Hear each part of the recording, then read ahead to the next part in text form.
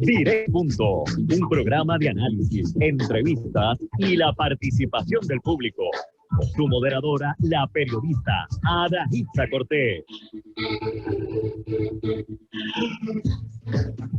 Muy buenas tardes a todos los amigos de este su programa Directo al Punto. Les saluda Ada Hitza Cortés y usted está por la poderosa, por la cadena Guapa Radio a través de sus 2 emisoras, 6 AM, 6 FM. También los que ya nos están sintonizando a través del canal digital guaparadiopr.com por internet y por la aplicación celular Guapa Radio, que como siempre les digo, espero que la sigan bajando y puedan enterarse de todo lo que pasa aquí en esta su emisora, en toda la programación regular. Igualmente un saludo a Yolanda Ramos en los controles y vamos de inmediato a lo que vinimos. Hoy ustedes saben que siempre tenemos el panel Estadidad versus ELA. Hoy vamos a hacer algo diferente, que es Estadidad o Independencia. Y ya mismito se conecta Joel Salgado con nosotros y está por el Partido Independentista, ¿verdad? Y por el ideal de la independencia, Andrés González Verdecía, a quien le damos la bienvenida. Muchos saludos, Ada. Gracias por la oportunidad y saludos a tu radio audiencia. Claro que sí. Bueno, lo cierto es que nosotros el 3 de noviembre tenemos un referéndum, un plebiscito, y yo creo que es importante que la gente escuche lo que está pasando. Y obviamente lo primero es decir que el Partido Independentista ganó en los tribunales el derecho a representar el no.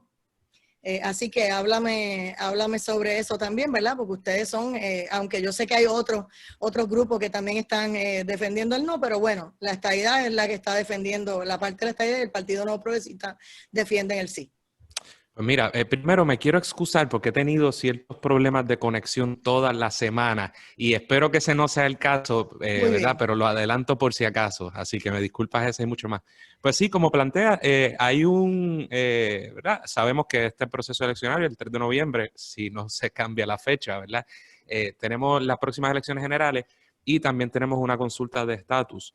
Lo primero que yo tendría que decir al respecto, ¿verdad? Es que pues quizá esa no era el mecanismo que nosotros hemos propuesto desde el primer día del cuatrienio y por muchas décadas, ¿no? Para la solución final del estatus de Puerto Rico, que es algo que para nosotros es de suma importancia.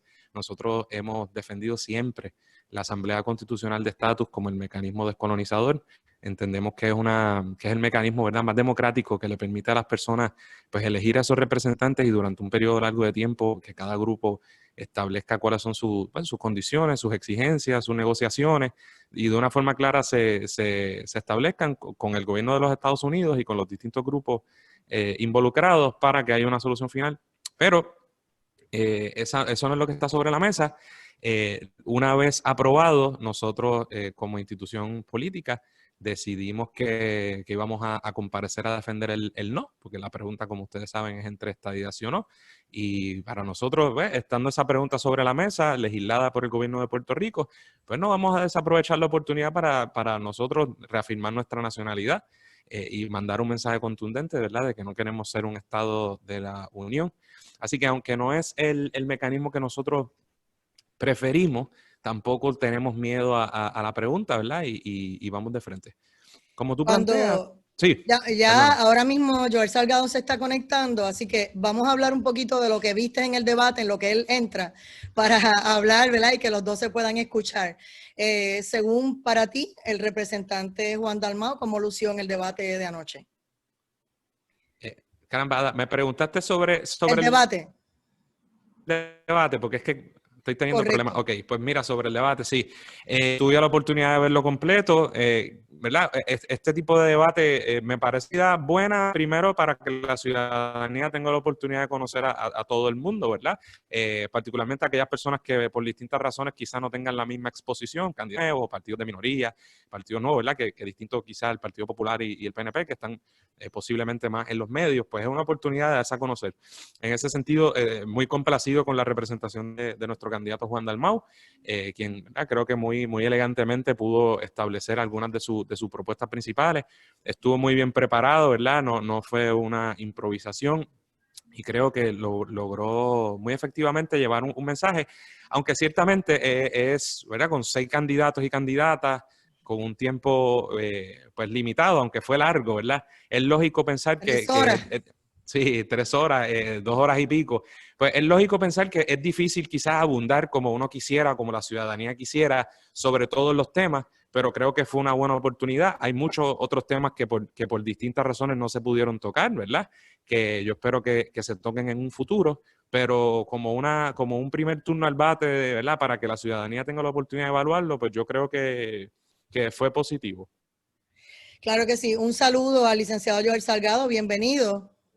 Saludos, Ada, y a Andrés González. Aquí, muchas gracias por la oportunidad.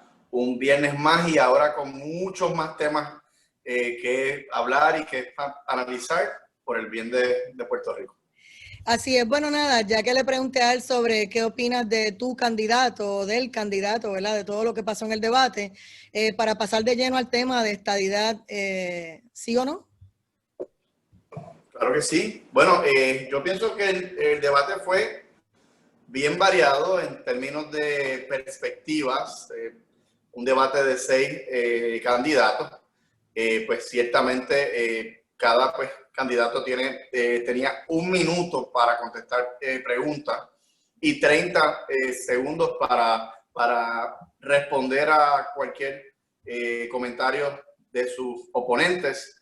Así que le dejaba poco tiempo a cada candidato para poder desarrollar cada tema, pero yo creo que sí, hubo unos candidatos que fueron más efectivos que otros en llevar su mensaje, en básicamente dar sustancialmente cuáles eran sus ideas.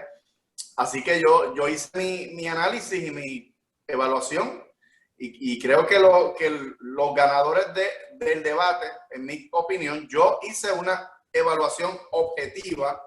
¿En qué sentido? Que yo me senté con una libreta y yo le daba un punto con un signo de positivo al que contestó bien. Y al que contestó la pregunta que no me convenció, pues le puse un -1. Y así yo lo hice con los 6 candidatos. Y al final, ¿verdad?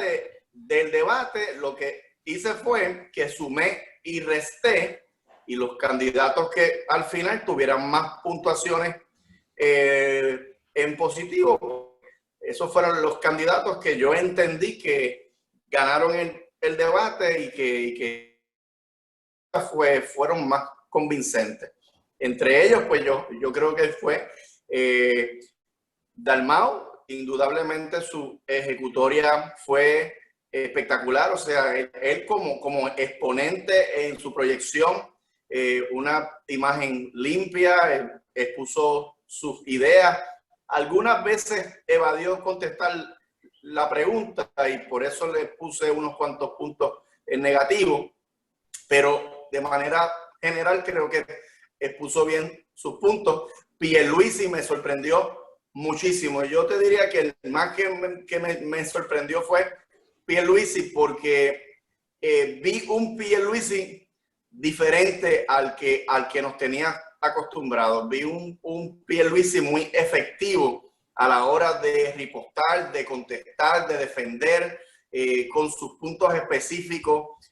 Fue el candidato que yo pienso que habló más de las propuestas. Los demás se dedicaron mucho a tirarle a él, pero él fue de los candidatos que sin duda pudo exponer sus ideas, se mostró seguro, convencido, y yo te diría que el tercer candidato, que yo creo que también sorprendió un poco porque no era conocido, pero expuso su visión de mundo, cómo él ve las cosas, habló mucho con datos, lo que reflejó un poco de conocimiento, es Eliezer Molina. Creo que esos fueron los 3, Dalmau, Pierluisi y Molina. Yo creo que fueron los que se llevaron el premio de que ganaron, o posiblemente fueron los que sumaron a los votantes que antes del debate pensaron en apoyarlos. Pues yo creo que esos 3 sumaron. Los otros 3, Lúgaro, Charlie y Vázquez, yo considero que en algunos casos, como el de Lúgaro, no le sumó votos, no le restó votos. En el caso de Vázquez, yo creo que le restó votos porque se mostró, no fue efectivo a la hora de comunicar sus ideas, que yo las entiendo porque yo las he escuchado,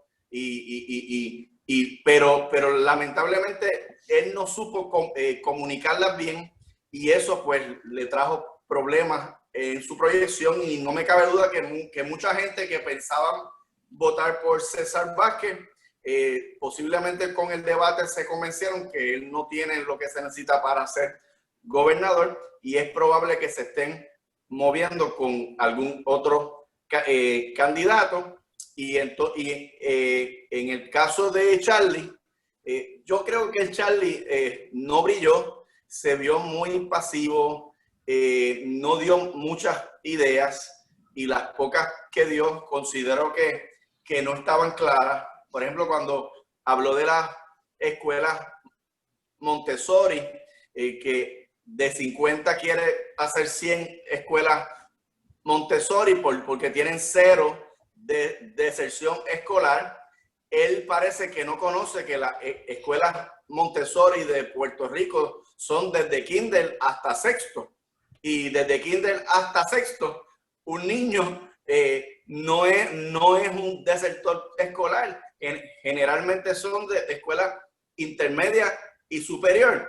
Así que hubo muchas cosas de Charlie que yo personalmente no me convencieron, y que creo que no proyectó lo que quizás mucha gente esperaba, y lo que quizás proyectó en el debate primarista, obviamente que fue muy bien criticado. En este caso, pues no brilló, no se vio un Charlie con ideas claras, seguro, simplemente no lo vi. No lo vi ahí como ese candidato que refleja el gobernador que necesitamos para enfrentar los retos tan difíciles que tiene Puerto Rico, tanto a nivel local como federal. Yo no veo a Charlie dando un discurso en el Congreso bajo ninguna circunstancia, y mucho menos en inglés.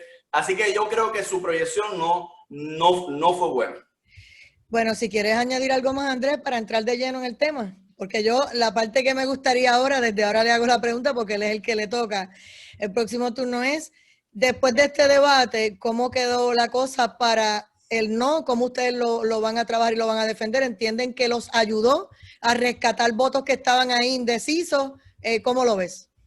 Pues mira, el asunto, se tocó ciertamente ¿verdad? El asunto del estatus en el debate, pero no creo que se haya dado tanto énfasis al plebiscito per se, sino al asunto del estatus en general, aunque Pedro Pierluisi quizá lo mencionó y ciertamente le daba duro, ¿verdad? Al asunto de la igualdad.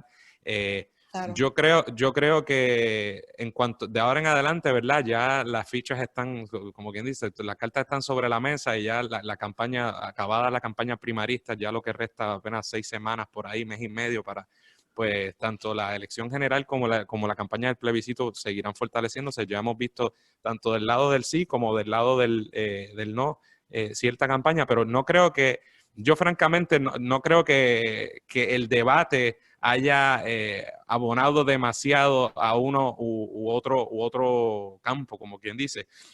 Nosotros, como mencionabas, el Partido Independentista Puertorriqueño, en cumplimiento con la ley, pues solicitó inmediatamente representar la opción del no.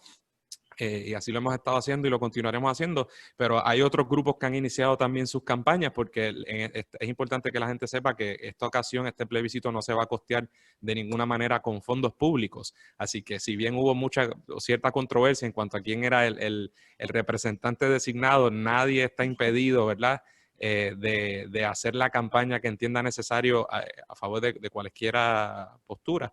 Estoy seguro que Joel coincidirá conmigo, quizá que a veces se escuchan tantas cosas para tergiversar los plebiscitos y las preguntas que se hacen. Ya yo establecí al principio, ¿verdad?, que este no es el mecanismo que nosotros defendemos, y podríamos añadir también las expresiones que siempre hace el gobierno de los Estados Unidos para zafarse de su responsabilidad. O sea, esto yo no lo digo con orgullo, el hecho de que ellos no quieran avalarlo, pero ya parecieron poner las trabas de siempre a este proceso. Pero aún así, la pregunta está sobre la mesa, ¿no? Que es bien sencilla. Si nosotros queremos o no queremos ser un Estado de la Unión, nosotros, ¿verdad? Para nosotros, sin problemas, decimos que eso no es lo que queremos. En el debate sí surgió algo que ante una pregunta, quizá una pullita, como quien dice, de Pierluisi o de algún periodista que hablaba del separatismo y cómo queríamos separarnos de Estados Unidos, nuestro candidato creo que dio una respuesta muy acertada desde nuestro punto de vista, que no es separarnos de nada, sino unirnos al resto del mundo, ¿verdad? Y al resto de los países libres. Así que nosotros ya antes de este plebiscito habíamos comenzado a defender esa postura. Yo he hecho, junto con compañeros del partido, hemos hecho videos educativos en las redes sobre, primero, el historial de los plebiscitos y haciendo un llamado expreso a que participen de este plebiscito y le votemos que no. Y de aquí al 3 de septiembre continuaremos haciéndolo. Vamos a ver, ¿estadidad o independencia? Joel Salgado, tu turno para comenzar a hablar de la estadidad. Bueno, mira, si hay algo que todos los que queremos solucionar el estatus de Puerto Rico debemos considerar, son los precedentes. Los precedentes históricos te van a demostrar si el proceso que se está utilizando es un proceso correcto o es un proceso incorrecto o inconsecuente, ¿verdad?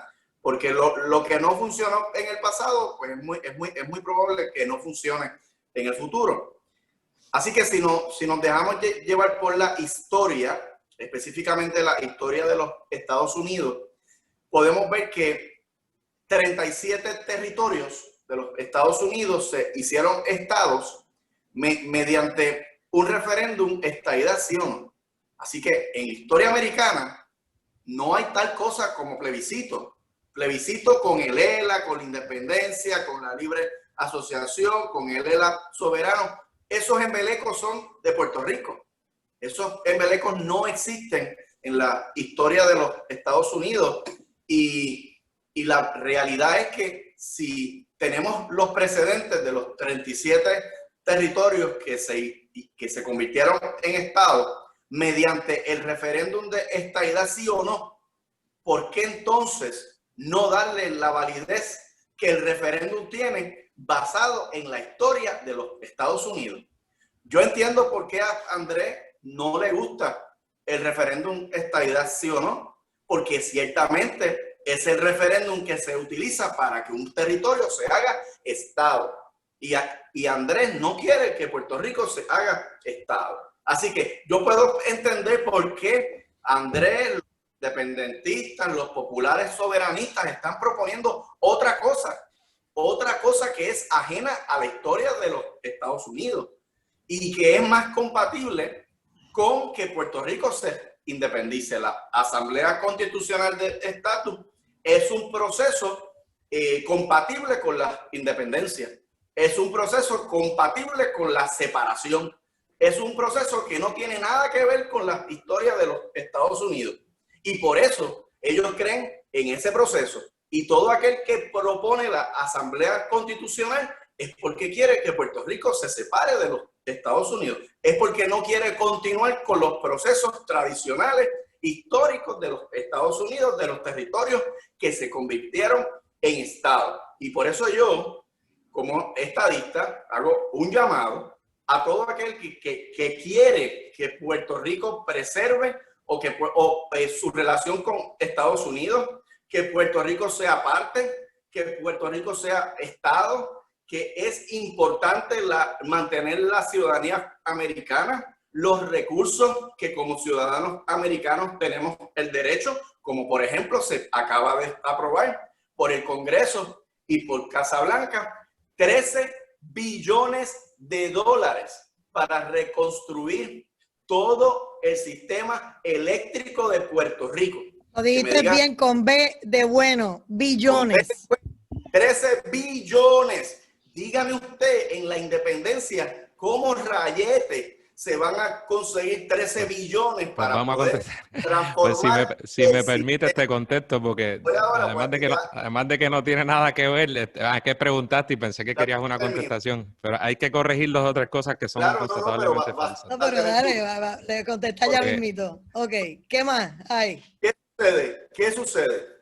El 3 de noviembre, Puerto Rico por primera vez en la historia va a tener un proceso compatible con la historia americana, compatible con los 37 territorios que se hicieron Estado. Si votas que sí y gana por mayoría el sí, se va a llevar el mismo mensaje histórico que llevaron los 37 territorios que se hicieron Estado. Si votas que no quieres que Puerto Rico sea parte de Estados Unidos, va a llevar el mismo mensaje que llevó Filipinas, que se independizó, la República de Palau, que se independizó, la República Marshall, que se independizó, y los Estados Federados de Micronesia. Así que un voto por el no es decirle al Congreso, yo, Puerto Rico, no quiero ser parte de los Estados Unidos. Así que mi llamado es que si tú atesoras la ciudadanía americana, atesoras la relación de Puerto Rico con Estados Unidos, la única opción es votar que sí. Andrés González Verdecía. Mira, tanto que decir sobre eso. Obviamente, lo único cierto de eso es que aquellas personas que voten que sí están diciendo que quieren ser un Estado de la Unión y las personas que voten que no dicen que no quieren ser un Estado de la Unión. Eso es lo único cierto. Todo lo demás parte de premisas equivocadas y en muchas ocasiones sencillamente falso o irrelevante. Primero, el utilizar los 37 ejemplos de estados de los Estados Unidos obvia la realidad de que hay muchísimos más, decenas y decenas y decenas de colonias a través de la historia que fueron colonizadas en África, en Asia, en América, incluida Estados Unidos, en todos lados, donde se utilizó un verdadero proceso de descolonización e independencia, el reconocido por el derecho internacional. Y ese proceso no implica poner los bueyes, ¿verdad?, la carreta delante de los bueyes y tomar una decisión única y preguntar una sola pregunta encaminada a anexar ese territorio ocupado y colonia a la nación metropolitana. Así que muchísimos más ejemplos hay de mecanismos que se utilizaron, ¿verdad?, fuera de esa pregunta que ha utilizado Estados Unidos para anexar un territorio cuando le da la gana, independientemente de lo que crea su población. Y hay casos como el de Alaska, como el de, y muchos territorios en el oeste, que donde no había nada, invadieron como la mitad del territorio de México, se quedaron con todo, hicieron plebiscitos de embuste porque ya tenían de antemano la intención de quedarse con el territorio. Pero la realidad es, si queremos hablar de forma sensata y que la gente tome una decisión adecuada, el proceso no tiene que ver con el resultado. Obviamente, si solamente preguntas una cosa, pues solamente habrá un desenlace, pero en primer lugar, yo quiero que se solucione de verdad. Si estamos hablando en serio, ya el Congreso dijo que esto no es vinculante. O sea, que tampoco le vamos a mentir a la gente. Ahora te digo yo, déjame terminar. Y además de eso, yo no digo que no participen. Se legisló algo que no va para ningún lado, que se ha hecho anteriormente y que no ha llegado a ningún lado, no solo por los americanos que tienen su responsabilidad, sino porque los gobiernos del Partido Nuevo Progresista con mayoría no hacen nada, porque dicen que son anticoloniales y que si no es la estadidad, la independencia, ¡embuste! Porque hacen una cosa que una vez, bueno, ellos plantean, y yo creo que sí, que han ganado los últimos plebiscitos y no han hecho nada. Así que esto de descolonización tiene poco. Aún así, yo no estoy diciendo que no se participe porque no tenemos problema en contestar la pregunta.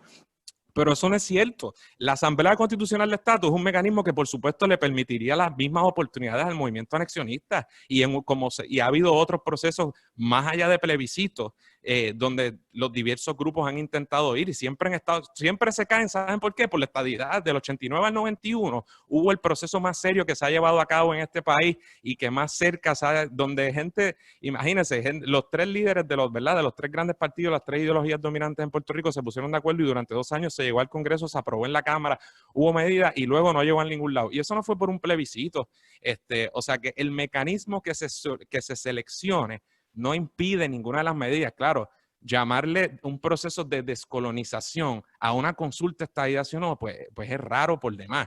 Pero yo le invito pero sí, la otra parte que dice el compañero de que un voto por el no es un voto, pues por supuesto un voto por el no, por lo menos desde mi punto de vista, allá los colonialistas y allá ¿verdad? Sus razones tendrán. Si el Partido Nuevo Progresista quiso legislar esto, porque se atenga a las consecuencias y que allá le interpreten como le dé la gana a quienes quieran. Pero el independentismo no tiene miedo, un voto por el no, porque somos una nación, porque el compañero lo ve, ya él concluyó que somos americanos y eso es lo que él quiere, él habla de igualdad, pero nosotros, por eso ellos mezclan discursos de manera incoherente y hablan de colonialismo ahora, porque antes ni se atrevían a hacerlo, y mezclan discursos, pero a la misma vez no utilizan los mecanismos que el derecho internacional reconoce para los procesos de descolonización e independencia. Entonces se aferra ya dentro del sistema norteamericano y constitucional norteamericano para llegar a la solución única. Bueno, pues eso no es una consulta de descolonización real, eso es estadidad o estadidad.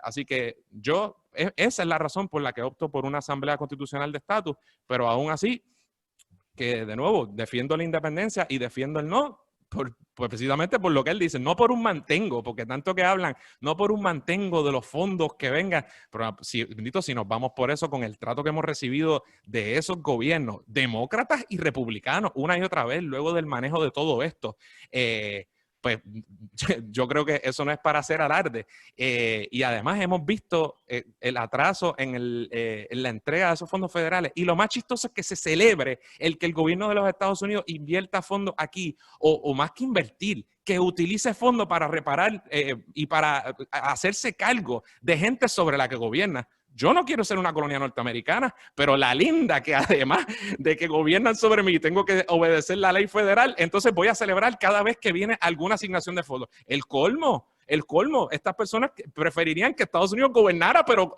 para lo malo, para lo bueno, ¿no? Y nosotros no tenemos miedo, nosotros vamos a defenderlo porque sí, porque no queremos que un gobierno, y en esto deberíamos estar de acuerdo, yo no quiero que sobre mí gobierne unas instituciones federales en las que yo no participo, eso es absurdo, eso es colonialismo, pero además yo soy una nación, lo que dijo Pedro Pierluisi en el debate, de que eso es, Dios mío, eso es una cosa colonizadísima y totalmente errada, que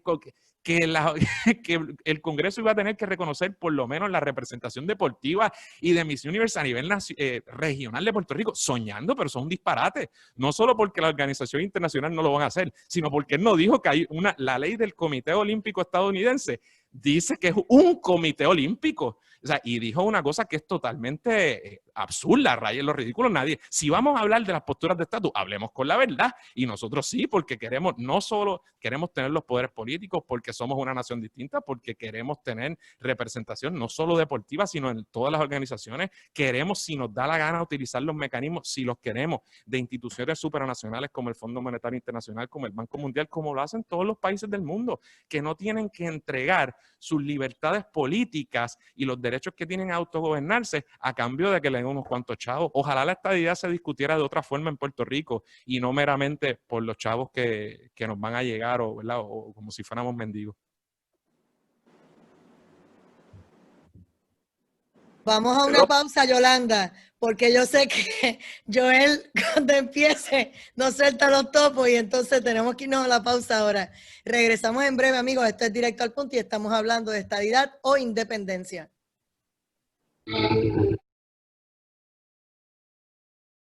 Recuerde que para participar en el programa Directo al Punto, los números de teléfono a marcar son el 787-759-9111 y el 787-689-0050.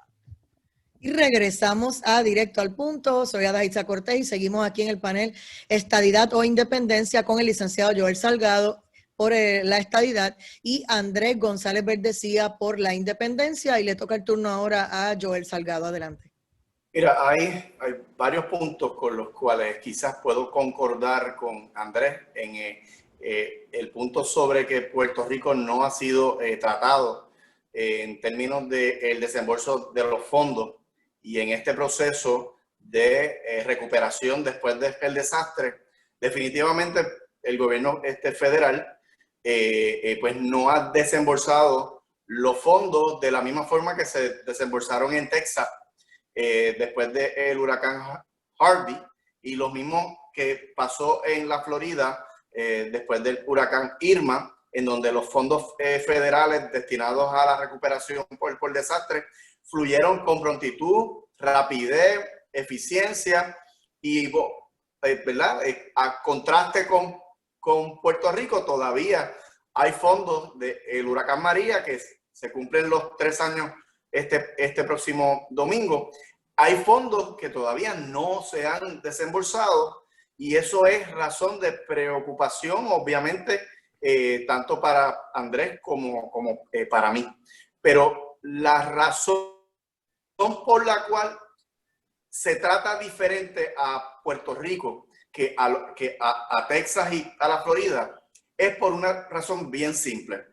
Puerto Rico no tiene poder político en el Congreso y no tiene voto por el presidente. Las democracias funcionan con el poder del voto.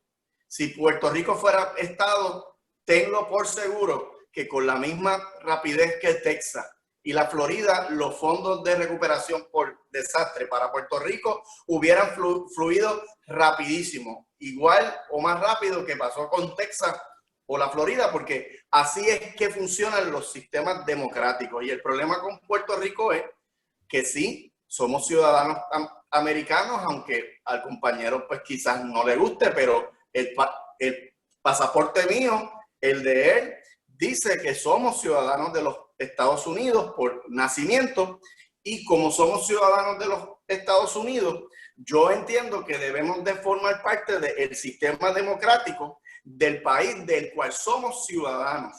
¿Para qué? Para que no pasen cosas como las que están pasando después de los desastres, pues se asignan unos fondos para la recuperación de Puerto Rico y no fluyen con la rapidez que se supone, porque no tenemos los 5 congresistas, no tenemos los 2 senadores y no tenemos el voto por el presidente, y esos políticos que son los que se encargan de procesar el desembolso están echados para atrás, tienen muchos peros, ponen muchas condiciones que no le ponen a los estados, hacen comentarios despectivos. ¿Por qué? Porque los que vivimos aquí, los ciudadanos americanos que vivimos aquí, pues no tenemos representación en el gobierno que está asignando los fondos para la recuperación de Puerto Rico.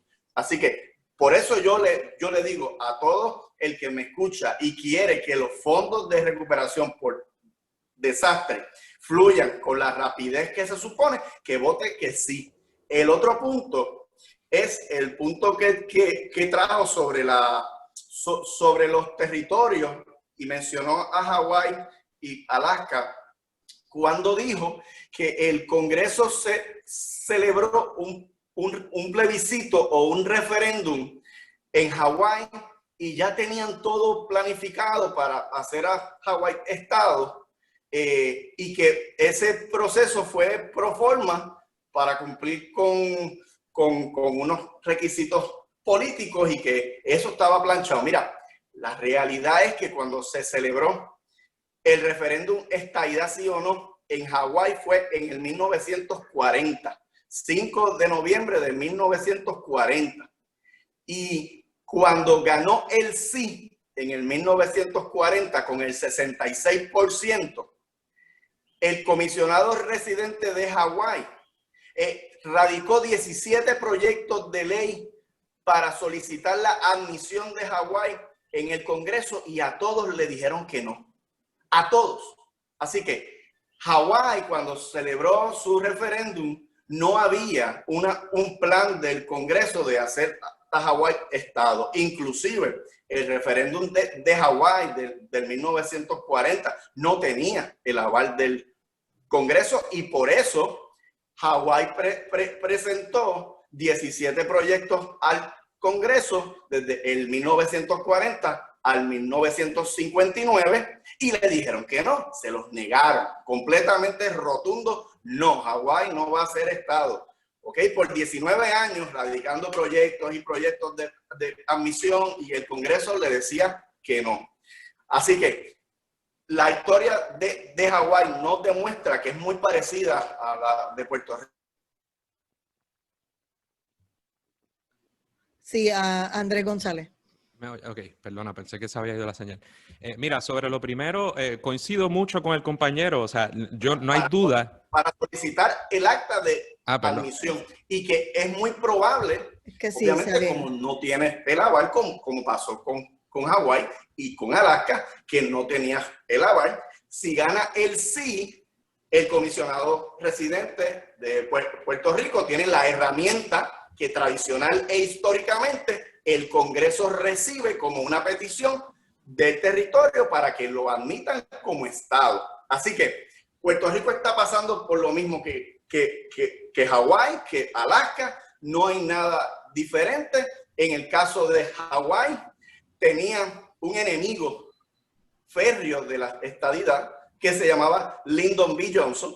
Era presidente de la Cámara y le prometió al pueblo de Hawái que Hawái nunca sería Estado porque tenía vicios de ser comunista, habían organizaciones comunistas y Hawái no va a ser Estado. Y Lyndon B. Johnson estuvo bloqueando los proyectos de admisión de Hawái por 19 años, hasta que finalmente en el 1959 el comisionado presidente de Hawái, John A. Burns, logró que con ese referéndum del 1940 del sí con el 66%, el Congreso dijera, vamos a aceptar la petición de Hawái para que sea Estado. Así que Puerto Rico está pasando por el proceso, no hay una planificación, no se necesita un aval del Congreso y como yo decía al principio, para poder dar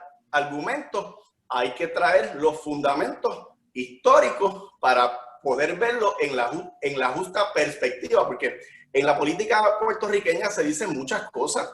Inclusive el PNP ha dicho que el referéndum estadidad sí o no, sería bueno que contara con el aval. Que otro comentario que dijo el compañero fue que el Congreso se expresó que este referéndum no tenía... esto es sin tiempo, esto es, ¿cómo se divide el tiempo aquí? O esto es, uno habla el 80% y el otro escucha. Un minutito. No, coge todo lo que quieras y ya para lo que lleva, no te preocupes. Me dejan dos. Un minutito más, tranquilo. El Congreso no se ha expresado sobre el referéndum. Quien se expresó fue el asistente del secretario de Justicia. Porque bueno. no fue ni Trump, el secretario Trump también, ¿verdad? de Justicia, creo.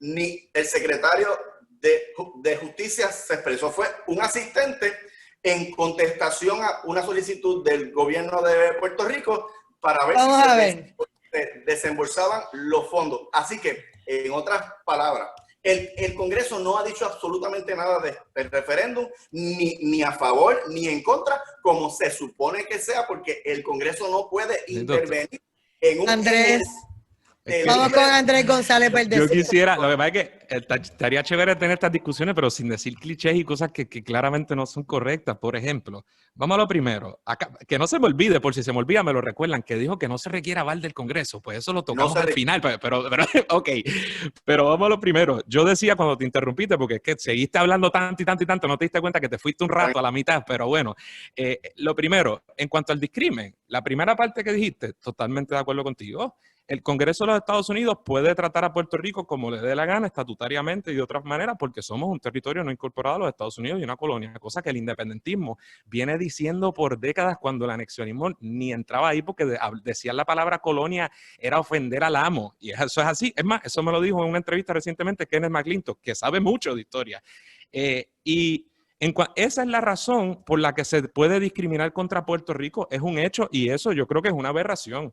En eso, ¿verdad? El anexionismo y el independentismo deberían estar de acuerdo. Lo que buscamos son soluciones distintas porque partimos de premisas distintas de que somos una nación y por tanto, ¿verdad? Como ya he discutido, pues nosotros queremos tener la capacidad de tener nuestras propias instituciones en las que manden exclusivamente los puertorriqueños y las puertorriqueñas y que de esa forma también velemos por los intereses nuestros y que las decisiones que se tomen, buenas o malas, y no hay por qué pensar que sean malas si van a velar por nuestros intereses, las tomemos tenemos nosotros, como sucede en todas las partes del planeta, incluido precisamente la República de los Estados Unidos. Eso en cuanto a lo primero. Y sí, ciertamente, ¿verdad? Eso es un discrimen que no puede continuar, que no puede ser de carácter perpetuo. Ahora, uno se pierde en las discusiones, en los desembolsos y la cosa. Obviamente la estadidad ni la independencia, ambos te pueden dar herramientas o acceso a ciertas cosas, pero no son sistemas económicos, por el amor de Dios. Y en cuanto al desembolso de fondos, sí, a lo mejor la representación en las instituciones federales, pues obviamente da un poder político, por supuesto que sí, como lo tendría tener las instituciones de nuestra república soberana, por supuesto. Pero manejo a la hora de desembolso de fondos, tomé el caso de Nueva Orleans con Katrina y muchos otros, donde gobiernos demócratas y republicanos, pero donde el gobierno federal ha sido sumamente deficiente, así que volvemos. Sería chévere tener estas discusiones sin el miedo, sin la cosa de mezclar 20 argumentos que parezcan buenos pero que no van a la médula, ¿verdad?, de la relación política entre Puerto Rico y los Estados Unidos. Entonces volvemos, toda la discusión de Hawái y lo demás, lo que yo dije desde un principio, primero que no contradice nada de lo que yo digo, primero porque estoy diciendo que un problema de colonialismo se tiene que atender con los mecanismos que el derecho internacional reconoce para tratar ese problema. Para empezar, no hay tal cosa, el default no puede ser el ELA, que es lo que tenemos, pero o sea, cuando un poder metropolitano se niega a dar la oportunidad, ¿verdad?, de que el territorio ocupado se anexe o se anexione y se haga parte íntegra de la nación, pues entonces lo que tiene que hacer es reconocer la soberanía nacional de ese territorio, no es dejarlo como colonia, que rojos y azules no han tenido ningún problema de eso, per secula seculorum, hasta que los tiempos cambien y haya 20 referéndum y 20 pedidos y 20 actas de admisión y todo eso para ver si un día se trata con respeto y con dignidad a los habitantes de ese territorio, ¿verdad? Y lo que yo dije, que de nuevo no se contradijo de ninguna manera, es que si Estados Unidos quisiera que Puerto Rico fuera un estado, Puerto Rico sería un estado, al igual que toda la cosa de la ciudadanía. Yo soy ciudadano americano legalmente porque el Congreso de los Estados Unidos así lo impuso en 1917 y por encima de la única expresión del único cuerpo electo en Puerto Rico, que era la Cámara de Delegados, que se opuso. Y obviamente tampoco fue un acto democrático ni nos hizo menos colonialistas, así que menos colonia. Así que de nuevo, usar eso para volver a poner la carreta delante de los bueyes es no hablar de un proceso de descolonización, sino de empujar una contestación a la pregunta. Bendito, yo no estoy abogando aquí, yo abogo por la independencia, pero ni siquiera me he puesto a hablar de nuestro derecho inalienable a luchar por la independencia como lo han hecho todos los pueblos y como lo hizo Estados Unidos, porque pensé que estábamos hablando de los mecanismos, ¿verdad?, que están pendientes sobre nosotros. Pero el punto es que Alaska, además, todo lo que dijiste, lo que demuestra es que primero, si las autoridades federales no estaban on board, ¿verdad?, en buen castellano, de antemano, pues son procesos que pueden ser valiosos o no. Yo no estoy diciendo que son ejercicios fútiles o que no se deben realizar o que no se deben empujar allá los populares. Pero eso no implica, ni le voy a mentir a mi gente, le voy a decir que esto, como una cuestión de derecho, va a llegar un cambio y que no hace falta el aval de las instituciones federales, particularmente para el caso de la estadidad, porque es la soberanía nacional en lo que es un derecho de los pueblos. Entonces, toda esta mentira de que hay un derecho a la estadidad, por el amor de Dios, no. Si lo hubiera, podrías ir al Tribunal Federal, reclamarlo y te lo concederían. No, porque estamos hablando de la solución de un problema político, de un problema de colonialismo. Y por eso es que la estadidad no es un derecho. Y por eso que plantear que no hace falta que primero las cosas que dijiste, como que el mecanismo que Puerto Rico está en el proceso y que entonces tenemos el plebiscito y se presentan 40 actas, que no sé por qué, ¿verdad? Jennifer González pues puede hacerlo ahora mismo y puede darle paso a eso, a ver qué va a pasar, como el supuesto plan Tennessee que se ha mencionado, bendito, desde que yo tengo 5 años o antes. Y todo eso, obviamente, porque no es una cuestión de derecho. Porque pensar que los Estados Unidos se van a ver forzados legalmente y no políticamente a imponer la estadidad o a conceder la estadidad sobre Puerto Rico es mentir. ¿Y por qué hacerlo de esa forma? La Constitución de Puerto Rico delega la famosa cláusula territorial que mucha gente menciona, ¿verdad?, en el artículo 4, delega Y es en eso que, ¿verdad? Y el Tratado de París dice que el destino de este pueblo, de los habitantes, los va a determinar el Congreso. Y la cláusula territorial le da la facultad al Congreso de los Estados Unidos a disponer, ¿verdad?, de su propiedad y territorio. Y de ahí surgen en los casos insulares y los poderes plenarios del Congreso sobre Puerto Rico. Todo porque inventado por ellos y por un grupo de racistas en la Corte Suprema de los Estados Unidos. Esto ni lo dice la Constitución ni debería ser válido bajo el derecho internacional, porque es una aberración, porque se llama colonialismo, y bajo las instituciones del derecho internacional y la resolución 151415 y todas las demás, eso está prohibido, pero como es Estados Unidos, hacen lo que le da la gana. ¿Verdad? En última instancia, el Congreso, bajo la cláusula territorial, es el que tiene el poder para disponer y hacer con los territorios lo que le da la gana, y para admitir estados. Entonces, ¿cómo decir que no se requiere el aval? Y entonces escucho esos argumentos y me recuerdan a José Alfredo Hernández Mayoral, que uno le tira 40,000 argumentos distintos para por qué el ELA es colonial, y le dicen, pero mira, es que la Corte Suprema lo dijo, es que el Ejecutivo lo dijo a través del Solicitor General, es que el Congreso lo dijo y los congresistas, es que te lo dijo el presidente. Y dicen, no, pues lo mismo con la estadidad, el presidente lo dice, el jefe del otro lo dice, el Congreso lo dice, y el hecho de que no actúen es evidencia suficiente, porque si quisieran que Puerto Rico fuera Estado, Puerto Rico sería Estado como fueron los demás, y todavía hay grupos hoy en Hawái nativos que se quejan de eso, y un montón de grupos, y benditos, y vamos a hablar en serio, los territorios del oeste son contextos totalmente distintos, territorios despoblados, que claro que se planchó, una vez se ocupan, pasa un tiempo, y pasa lo que pasa, se establece, el gobierno de los Estados Unidos literalmente se impuso muchas veces sobre la guerra, sobre grupos indígenas, sobre los territorios mexicanos, y una vez se puebla, pues el tiempo pasa, o se mezclan, o, ¿verdad?, o hay un interés, perdonen los ladridos, porque forme parte íntegra de la nación, y sucede, pero no porque hubo un plebiscito que a alguien se le ocurrió hacer y eso forzó, y como cuestión de derecho forzó la estadidad. Así que yo lo único que quiero decir es que, mire, vamos a defender cada uno las posturas que quiera en el plebiscito. Nosotros defendemos la independencia porque queremos hacernos parte del resto del mundo, porque necesitamos poderes políticos para velar por nuestros propios intereses, sí, porque queremos representación deportiva y muchas otras cosas, y porque somos una nación distinta y diferente, ni mejor ni peor que los Estados Unidos, y podemos entablar relaciones comerciales con los Estados Unidos a través de tratados de libre comercio, como hacen todos los países de la región, como se hace en Europa, como se hace en todos los lugares, sin tener que estar subordinados a las instituciones de una nación que no es la nuestra, y sin renunciar a asuntos que nosotros valoramos como pueblo, como la representación deportiva de la que se habló en el debate, y como muchas otras cosas, y en última instancia porque somos puertorriqueños. Así que le invito a la gente a que voten no en esa consulta de estatus.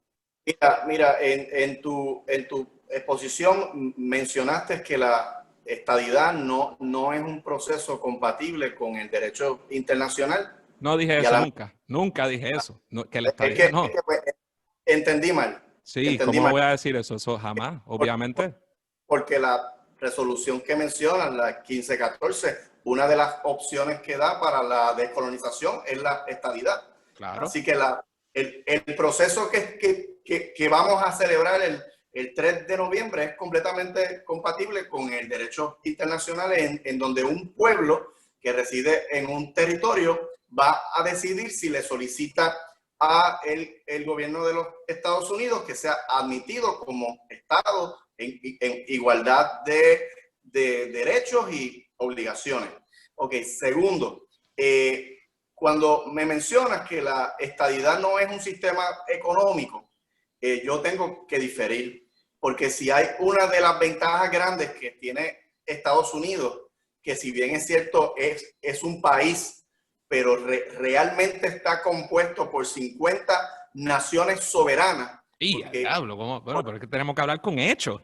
No, espérate, voy. Estados Unidos es una... quisiera escuchar... Espérate, oye, yo no te interrumpí. El tribunal... Hablaste 10 veces más que yo, es lo que pasa. Voy.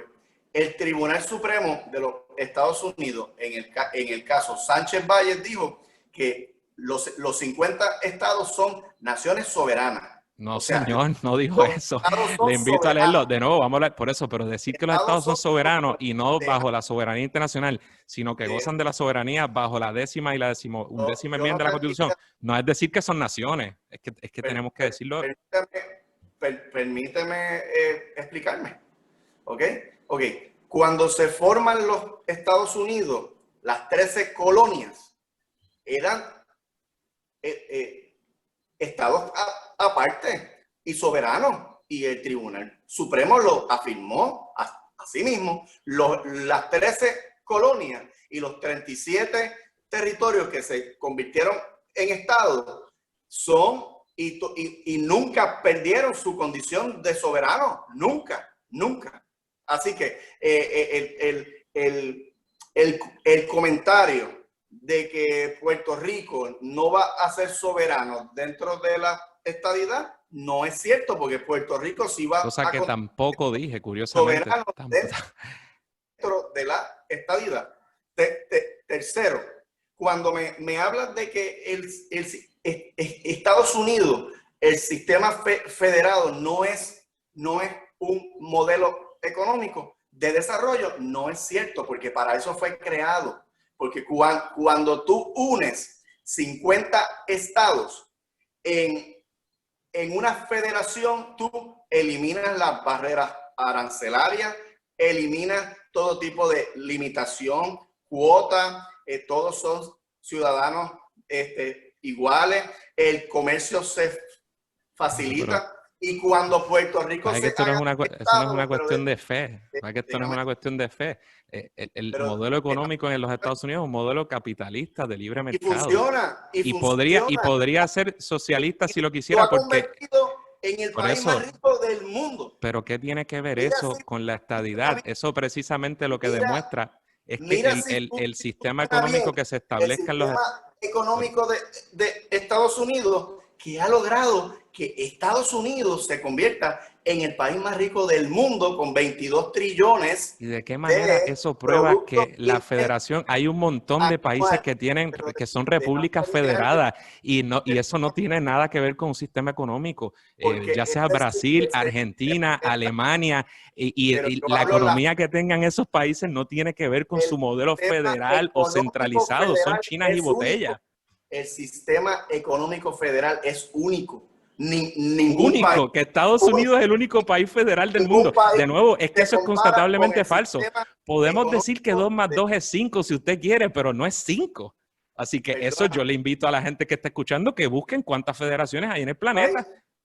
¿Qué país es más rico que Estados Unidos? Dime. ¿Qué tiene que ver eso con ¿Qué sistema económico es más próspero que el de Estados Unidos? De hecho, Estados Unidos tiene una deuda con China gigantesca, y hay países de la Unión Europea como Alemania que tienen recursos económicos y que probablemente están menos endeudados y en mejor posición que los Estados Unidos. Pero de nuevo, si quieres hablar de otras cosas, hablamos de otra cosa. Pero si eso es un argumento para probar que la estadidad es un sistema económico, es falso. Es como si yo planteara que la independencia es un sistema económico. No, nos da las herramientas y nos permite hacer...